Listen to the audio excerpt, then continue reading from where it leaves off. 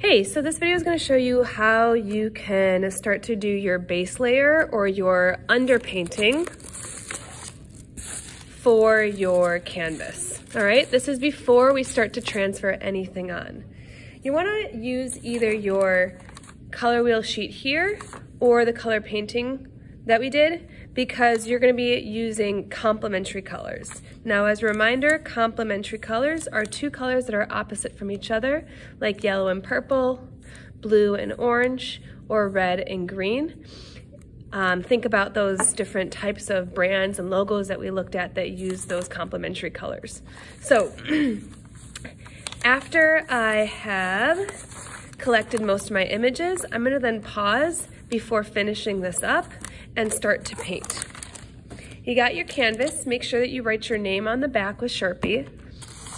And then we're gonna open up our painting palette, getting back to painting. Remember, these collages are sketches for what our final painting is going to be. So this is, even though it's called a sketch is basically pre-planning for a final. Sometimes sketches can be done by drawing, sometimes sketches can be done by collages, sometimes sketches can be done digitally. So I'm gonna make kind of a more neutral color.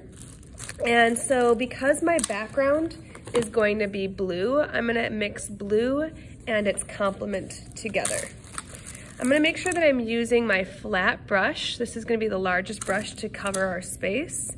And I'm going to bring my lighter color to my darker color. So remember to mix your colors together. You're always gonna do that. And I'm gonna have orange. And I'm gonna bring my orange here because I'm really going to mix a lot to make sure that I cover the entire page. So because I'm gonna be making it neutral, I'm looking at the color orange on my color wheel. I'm looking across the color wheel and I'm gonna paint that opposite with it. So I'm gonna add some blue to my orange.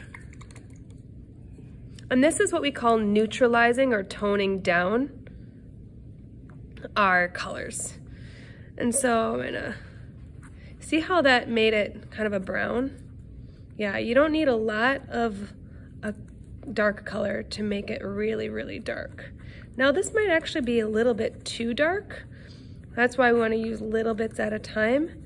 So I'm gonna then start to add a little bit more color to make orange.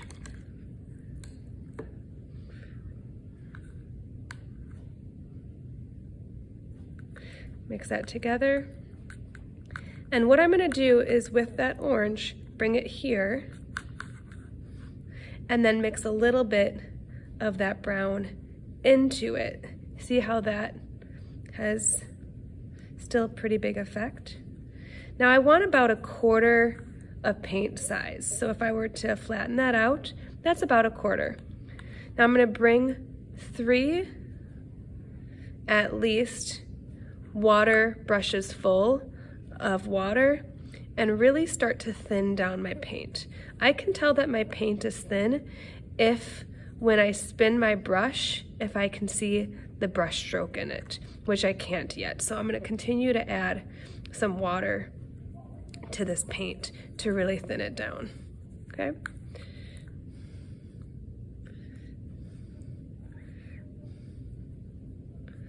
All right. Now you can see when I push a brush stroke, you can actually see that brush stroke is visible. Now I'm gonna start to fill my canvas from one end across, and I can constantly dip my brush into the water as I'm doing this to still thin out my painting. This is that underpainting. This is kind of like the underwear, the underlayer of your painting. It's important because it helps protect the surface. It also allows you to layer on things on top of it without it just touching the bare skin or the bare canvas, right? And so I'm going back and forth. One thing you don't want to do is push your brush. You can see that it really splays that brush out. So you're always going to pull it So I'm not going forward, I'm kind of going like this. And I'm gonna constantly grab some more paint. Make sure that you're filling in all of these little white spaces. That's what our biggest goal here is, to just fully cover the surface. So it's gonna take a little bit of time.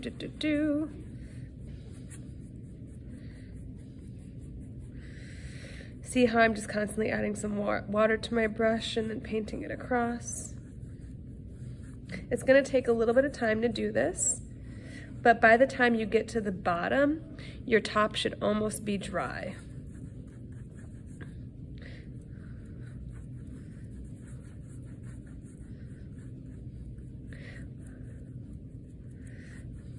All right, and so make sure that you fill every little single piece, and then we're gonna put this inside of our sketch or inside of our shelves, ready for the next time, so that we have our full layer on it. Now this is a little bit bright. I would tone this down, but I'm using this as a previous example.